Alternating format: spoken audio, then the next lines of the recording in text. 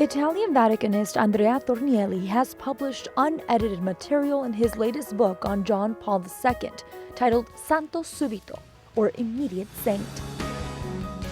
In the book, he discloses never-before-heard testimonies from those who knew John Paul II best.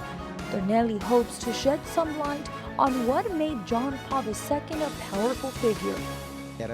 He spoke with God. You would take one look at him and you knew that he was a person who talked frequently with God. Aside from praying with his lips, the book reveals that John Paul II would pray using his whole body, since he would often go on fasts and perform penance. He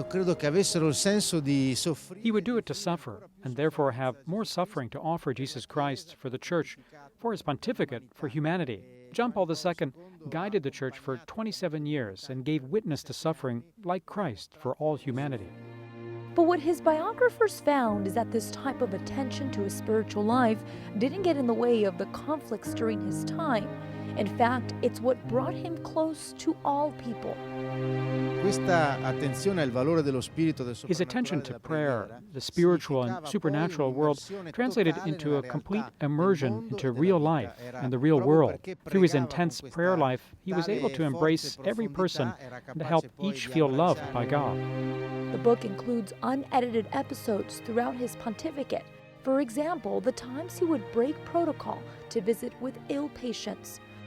On one occasion, he received a patient in his private chapel who wanted to see him, even though the patient had not made a formal request.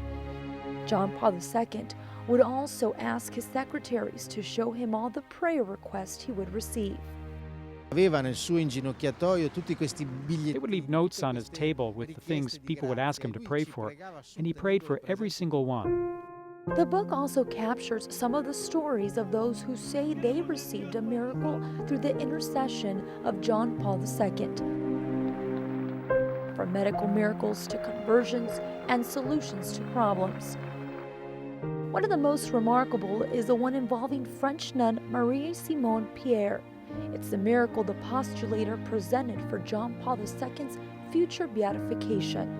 It involved a French nun's cure of Parkinson's, the same disease the Pope had. The Pope also felt like he was locked in his body, since his body wasn't responsive. The cure was a miracle because Parkinson's is a degenerative disease and there's no cure for it. Doctors have already declared the cure, quote, scientifically inexplicable. If theologians and cardinals at the Vatican agree, the Pope could beatify John Paul II next fall.